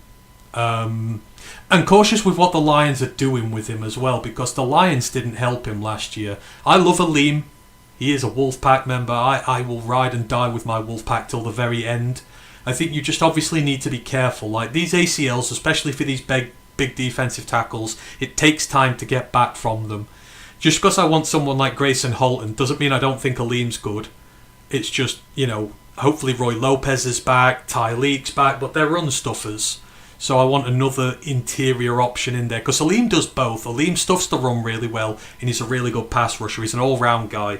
I want an impact pass rusher as well. The fact that I want Holton doesn't mean I don't like Aleem. I love Aleem. I think he's just going to take time to get back to the form he was before. But I 100% believe he can, but I just want to be careful with him. Because again, another knee injury, and then it's like you're in bother with a guy as big as him. Hopefully it doesn't happen, but no, I love Aleem, and I think he'll get back to where he is. I may have just, when I ramble on a bit, I sometimes put my point across a bit poorly. Saw Morrissey in the late 90s at the University of Michigan, indeed. And centre Connor Lew will not play this year due to injury, yet his stock is still high. Because he's a great centre and he's only a junior, so he could have had another year in college, Connor Lew could have. So even if you lose a year, you're not going to lose a year with Connor Lew, by the way. He got hurt quite early. You will have him for next year. But Connor Lew's just he's a junior, so he's younger. So even if you theoretically lose Connor Lew for all of 2025, you are still going to get him as though he's just come out of college as a senior. So it's not like he's going to be 26, 27 by the time you see him playing for your team. So I think that's why. And plus the centre class at the top is diluted. Since guys like Yapani Lalulu and that didn't declare, there's not a lot of top pedigree centres this year. Like day one impact centres. There's a lot of good development ones, but that's why Connor Lew's stock is high. He's young, he's uber talented, and I don't think the lack of other top centres is why his stock is still really high. I don't want the Lions to do it. Just I'm got PTSD with injuries. I don't want to. And plus I prefer Jake Slaughter. If Jake Slaughter was there at 49 and we took Jake Slaughter, I would be okay with that. So, I would be alright with that. Depeche Mode as well and The Cure. Love The Cure. Got to see Depeche twice. If Kirby is out on IR, it shouldn't count against the cap. It does. Been on IR, still counts against the cap. You're still paying them that money that year. You're not deferring the contract for a year. Again, I think it's a rookie. They've been able to take, like Levi and Pascal have been able to take advantage of a loophole in the rookie laws. Although Levi isn't on a rookie, he's on a contract, but it was a 1-year deal, so he can do it this year because he's not been. But I think it's because neither of them played the season at all. Like they've missed their entire season. They didn't even start to play. But I don't think you can roll over Kirby's deal if he didn't play all of next year. But if Kirby didn't play all of next year, he's probably not going to be on the Lions the year after. So, it is what it is. But it will count against the cap. I believe if he's out even if he's out all year, and not giving the fans what they want and need, always holding back. What am I holding back? I've not hold back the mock drafts. No, you're gonna have to wait. I'm gonna get them wrong anyhow, so it doesn't matter what my mock draft is because Brad ain't gonna draft any of them, so you're not missing anything by waiting for my mock draft. Any round 3 or later linebackers or safeties of interest? Ooh. Good question. Let me get my bookie book out and I will, because my names are in here somewhere. I am the worst in the world at... I have about 5 books worth of draft notes and I can never remember where everybody is in them. You're going to have to bear with me 1 minute. I will get back to that in a minute. When I can find the right book. As I keep saying, I need a PA. I can't even remember who I put in my... See, depending on his draft stock, Kyle Louis is supposedly a day 3 pick. The star linebacker out of Pittsburgh. I would snap your hand off and take him at 49 if he was available. I am truly infatuated with him, and I think he suits the Lions because he suits a multitude of needs. Kyle Louis is as I say, he's a star linebacker. So for those who don't know, stars are inside linebacker safety hybrids. They have the build of safeties so that they can play as a safety. They have the coverage ability of a DB. Hence, they bring that coverage ability into the linebacker room, but they also have the skill set to come up to the outside linebacker position and rush off the edge. A la kind of what like Derek Barnes does now, not as a safety, but as like that outside linebacker type that we like to work with, that Sam linebacker. So for me, Kyle Louis solves many problems in one. He adds to your safety depth when you need him there. He is going to be part of your new coverage linebacking unit, which you need. And he is also a pass rushing menace from the second level to help you with negative plays in the backfield. And you just look at the talent Pittsburgh has put into the NFL in recent years. You think Kalijah Kancey, Savotier Dennis has got his eye in with the Tampa Bay Bucks now. So he's kind of like a Savotier Dennis type, except he's better. You've just seen, a load of transfers go out. You've seen Breu, the tackles, just go to Notre Dame. You've seen Rasheem Biles has just gone to Texas. Like, these guys are phenomenal, and I love them. It's one of my favourite position groups, Pittsburgh front 7. I would 100% scoop Kyle Louis up if he's there day 3 as is predicted, but I would take him on day 2 as well, and it wouldn't even be close to the next guy I'd want at linebacker. There are some I want, but Kyle Louis is the be all and end all. I don't want anyone else other than him. In terms of day 3 safeties, I mean, my heart is set on AJ Halsey, but he's a day 2 pick. But safeties outside of that, hang on, let me just refresh my memory so that I can't...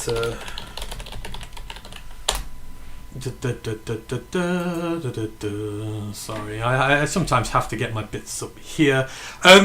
Depending on where Michael Taff is slotted in that end of day 2, early day 3 range. The Texas safety, 6'4", 195. I really like Michael Taff, so if he kind of falls into that category there, I would have him, but if he went earlier, I wouldn't be surprised. Outside of that, I mean, he's a traitor, but Bishop Fitzgerald, the USC safety, I've watched him at NC State for years. He is a ball-hawking magnet. Like, if you want to replace the takeaways in your secondary if Kirby's not healthy, you go for Bishop. And for me, he's like built to play for Detroit as well. He's an absolute man mountain. So Bishop Fitzgerald will probably be the actual day 3 pick there. But if Taffer or for some reason Halsey fall, which he shouldn't, then I would pick them up there. But yeah, Kyle Louis the linebacker. Let's say Taffer as the safety, depending on what's what there. Any round 3 or later linebacker. So yeah, that answers the question. Yeah, Michael Taff and Kyle Louis. There we go. One Lions channel is on mock draft 51. This is my point. For me, if I'm a draft nerd, I have a specific group of guys I like, and that's it. I don't just pick loads of different guys. Even though most of the time I hear the Lions are not interested in the guys I like, I still pick them. I have my type, and generally, for the most part, the prospects I like do well in the NFL. So I just don't like. And that's the thing. People lose their legitimacy when they do too many mock drafts because they're not thinking it through. They just pick names. That's what it is. When I pick a player on a mock draft, I really do care about him. And non-sports question, did you ever listen to Howard Hughes? No, I didn't. I don't listen to much radio. Not going to lie. I listen to music. I don't listen to radio shows per se, so sorry about that one. Which injury-prone buy low of Brad's has worked out the best? Mahogany. Mahogany was never injury-prone in college. He was very healthy in college, Mahogany was, for the most part. 3 full years as a starter. Who's injury-prone who's worked out? I don't think they have, really. I'm just trying to think if anyone was... J-Mo? Maybe. I mean, J-Mo was coming off a bad injury, but he wasn't injury prone. But J-Mo's worked out very well, because we obviously bought high on J-Mo with his injury. We drafted him injured. So is J-Mo an acceptable answer, Contrapaston? If not, get back to me and I'll think again. Round 3 or later linebackers, where is Barham from Michigan going? I don't know. I don't know where Jaden Barham's going to go. He's more of an outside linebacker type as well, but yeah, Kyle Louis is the one I want. Yeah. Caleb Elam's Orr. I've not done much on him, so I can't say anything out of that, but Kyle Louis is fantastic. Absolutely stupendous football player. He would eat here in Detroit like a little Swiss Army knife. The only one who can do better than him for me is Sonny Styles, and Sonny Styles is going in the top 5 of the draft. So, there we go. And Jake Golday, outside linebacker, Sonny Styles, poor man, Bud Clark, good pass coverage, free safety, slot cornerback. I think his knock is poor tackling. I don't know much about Jake Golday, I am not going to lie. Out of all the first round picks out there, the predicted ones, he's probably the one I know the least about. So I need to do more work on him. Bud Clark is fine. He's a takeaway machine, Bud Clark is. So if you want someone who takes the ball away, then go for him. Cole Wisnowski, day 3 pick. I mean, Cole is tremendous. Cole didn't get an invite to the Combine, which is disgusting. He's dominated the FCS with North Dakota State, and then he's had a fantastic season with Texas Tech. Cole Wisnowski should be a day 2 pick. Should. But him not going to the Combine is going to hurt him badly. That is actually a good shout for a value pick in the draft. Because generally guys who don't go to the Combine find their draft stock hurt. I mean, Wisnowski could even be one of those ones who falls to free agency, which would be crazy, but he's 100% a legitimate player. So, yeah, I'm interested to see what happens with him. I'm really disappointed with the Combine this year, even compared to normal. Just 5 FCS players, which is disgusting. And a lot of good group of 5 talent snubbed for a load of scrubs out of the Power 5. I'm really disappointed in the Combine this year and their pick. And if Ryan would allow him, Hank would have done at least 5 mock drafts by now. Hank's mock draft would be bone, bone, bone, bone, and bone. Bones for the dog. And Jake Golday is Ryder McConville's guy. Okay, well, you guys take him. I'm not too big on linebacker really in this draft unless it's Sonny Styles. I think we've caught up on the questions there, so we've been going an hour and 40, so let me check I've answered everything that was asked of me on Twitter. I believe so. Silo's questions were answered. We've talked about Decker, we've talked about the restructures. It was going to be a shorter one this evening, but as you know, these things always run along a bit. If you've got any more questions, get them in there, because I'll probably go about another 10 minutes and then I'll call it quits. I'm going to watch some more Kingdom on Netflix. I absolutely love it. If you've not seen it, Korean Zombies back in the medieval times is one of the best series going, and I am in love with it, and I need to go and scare myself before I go to sleep, so I'll give you another 10 minutes, so fire away any others. But I appreciate everyone who's joined this evening. Would you like us to do these more going forward? I guess we're looking at how best to do content going forward. We want to do some more short format stuff, although this has been far from short, but I guess there'll be times in the year where Q&As are quiet, and then times when Q&As will be busy. It's draft season now, so generally shows go on a lot longer because everyone wants to know about the draft and stuff like that. But if you like the Q&As, let me know. We'll keep them. We'll probably do them on different days, maybe Fridays, Saturdays, Sundays, depending on who's in it. And it might be different guys doing it, so, but that'll be fun. if you get to see different ones of us. If Ash does one, or Matt does one, or a couple of us do one, who knows? But I appreciate you all joining with me this evening. Mahogany had mononucleosis. Oh yeah, that stuff. That kept him out during off-season. That was not a problem for him during college, if I remember rightly. So yeah, I don't think he would classify under that scheme.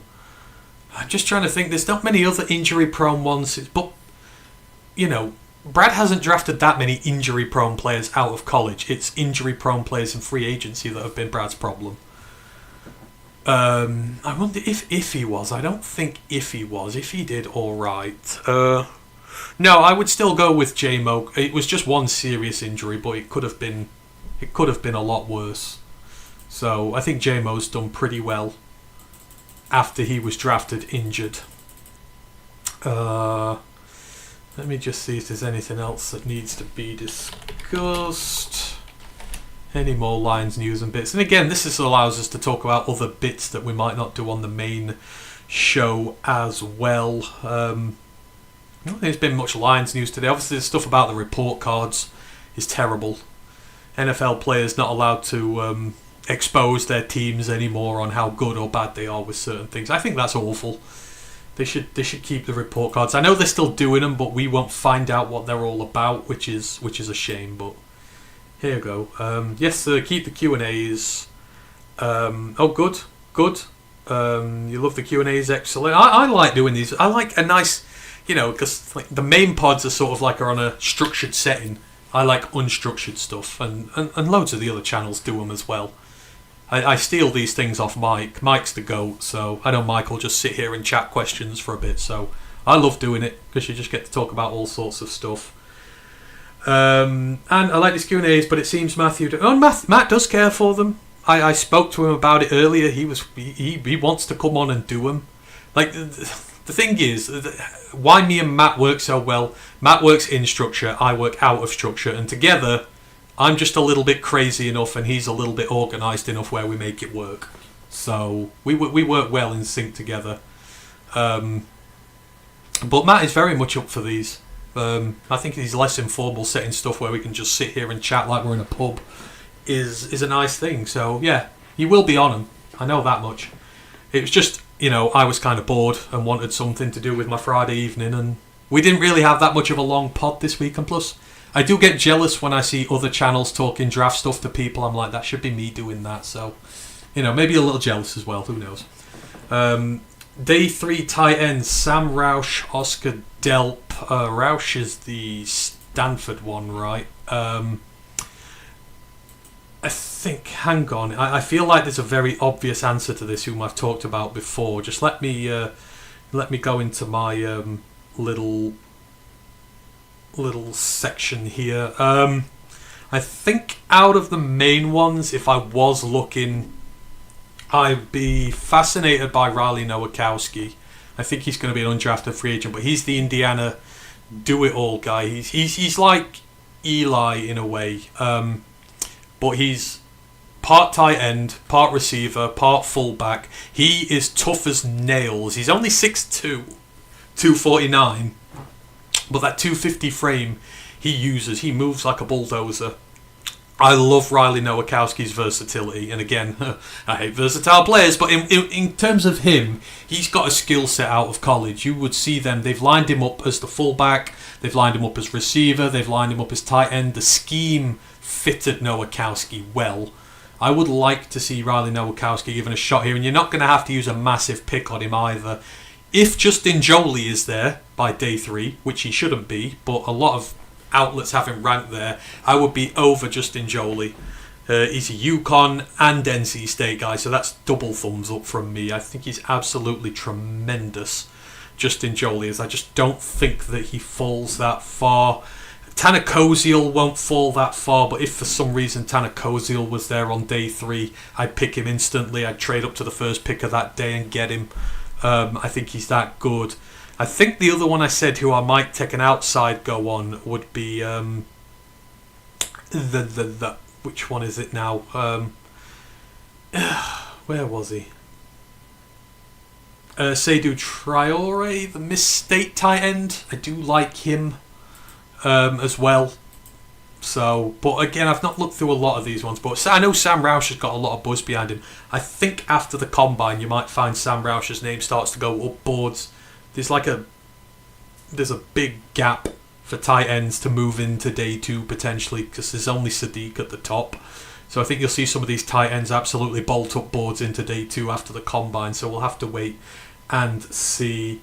What's the scoop on the centre we signed? Did we sign a centre? I don't think we did we? I'm not sure. Unless it was like a practice squad guy. I don't know. I've not been as much up to the thing there, but I don't know. I'll have to have a look into that, but I didn't think we got one. Unless it's just one of the futures guys we've signed up.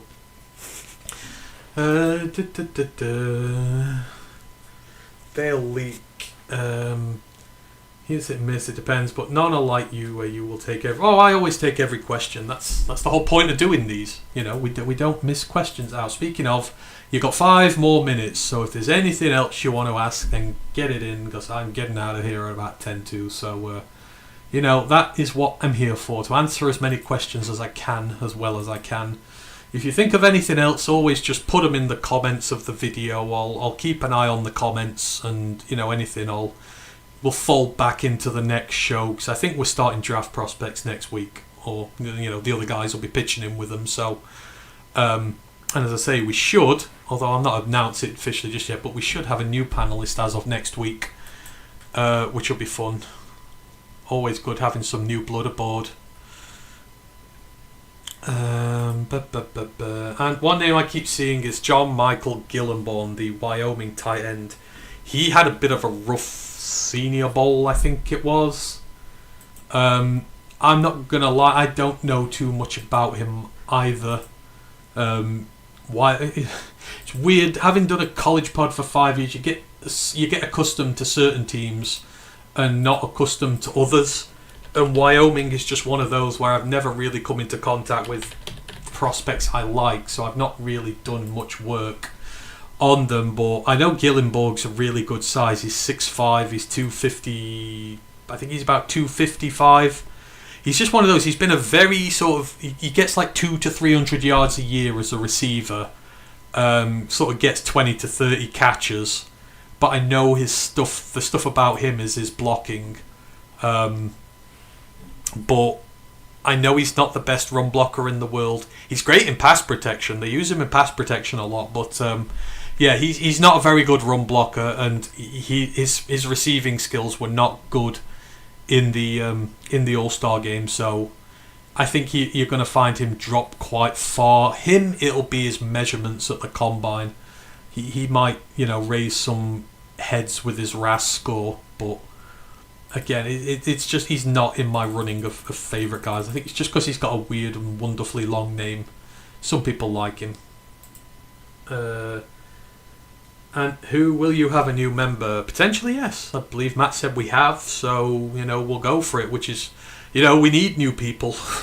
We've kind of ran it with 3 of us for quite a while now. Obviously, you know, life gets in the way. So obviously Ryan does the college stuff with me, which is fine. But for the main pods and doing other content, because I can only put out so much content, having a full-time, usually having a full-time job, and this been a hobby and not getting paid for it. I can only put out so much content. So keep an eye out for it. You will see more people hopefully going forward. The former Alabama center to the futures deal. Oh, you're on about.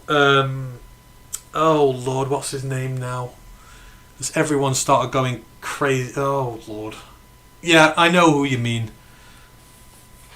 The name escapes me right now. Was it an Alabama center? He was a center who'd done a lot in college. Oh, that's going to bug me now. I'm going to have to check this before I get out of here.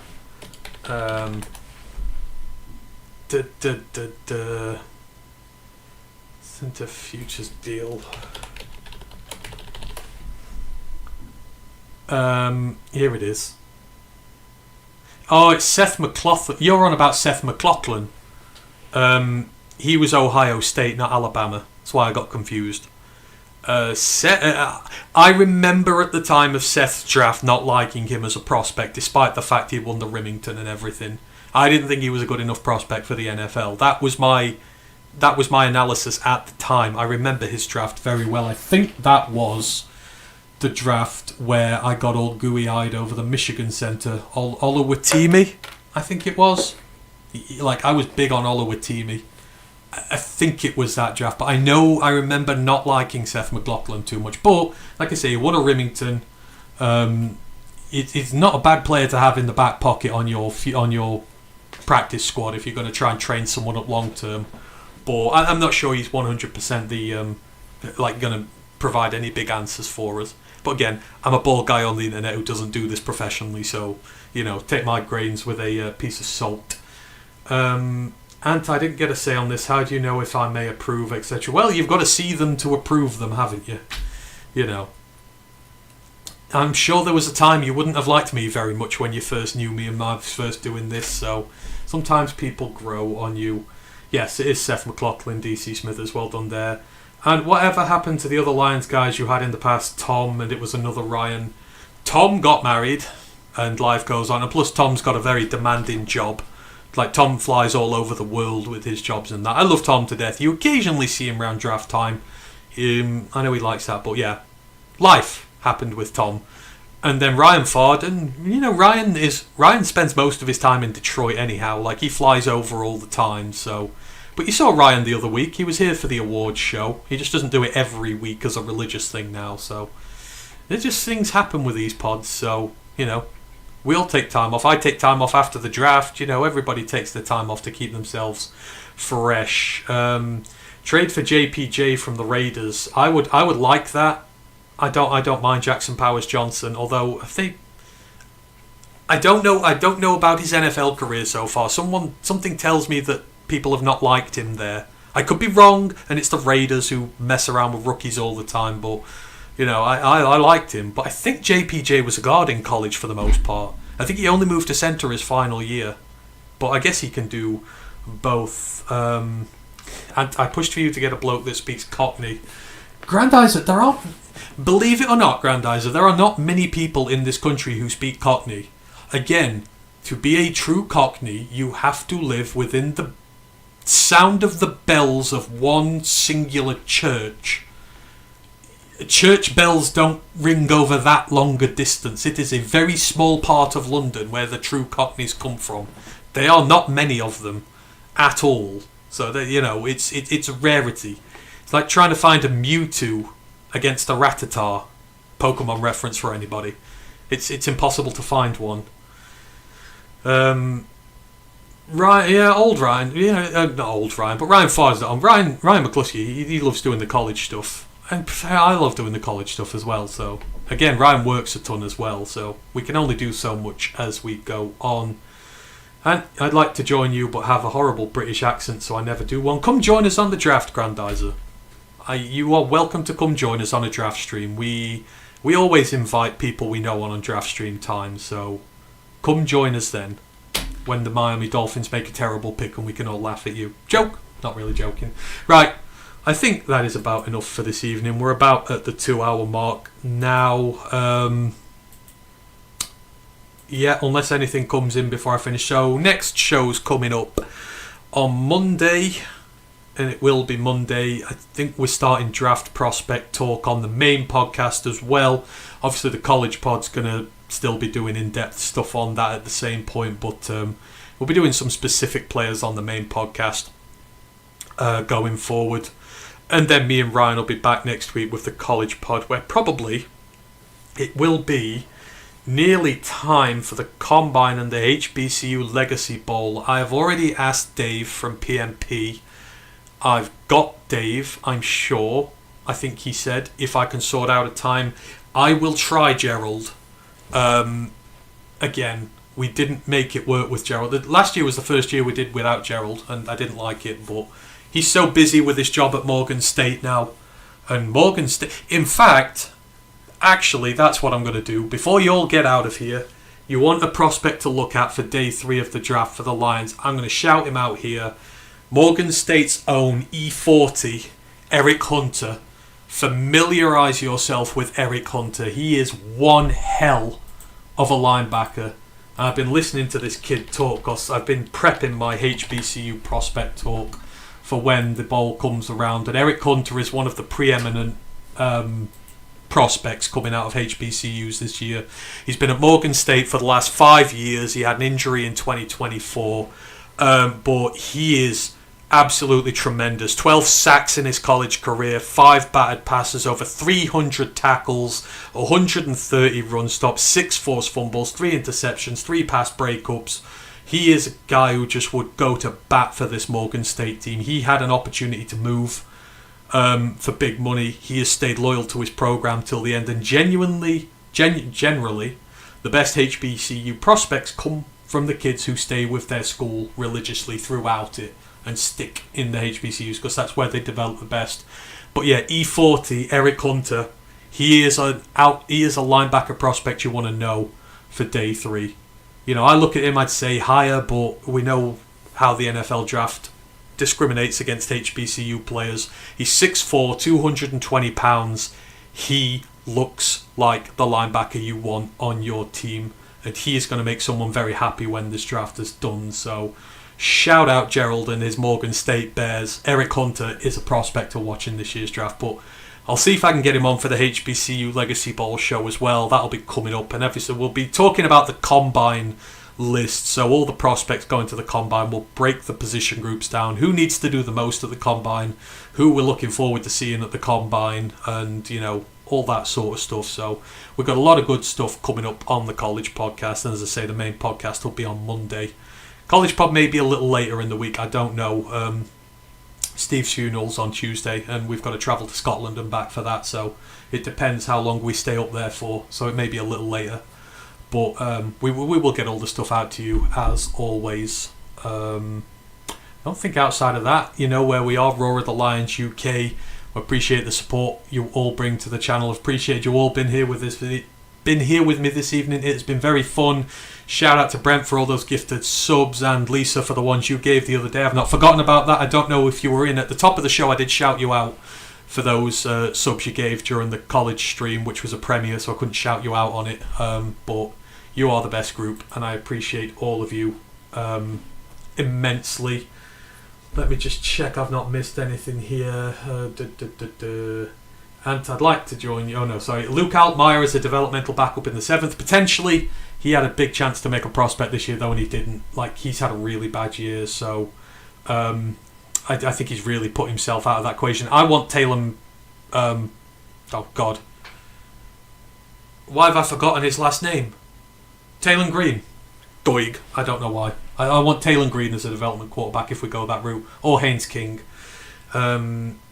And I don't get why Eric Hunter was not invited to... Yeah, Eric Hunter's not been invited to any of the Combine stuff or anything either. It's stupid. Absolute joke. Don't think many of the HBCU prospects did. I don't think Gerard Washington got invited, the South Carolina State corner. He's another one of the big prospects coming out of the HBCUs this year. I don't think he got invited to the Combine, although I could be wrong. But yeah, it's... yeah. Yeah, there we go.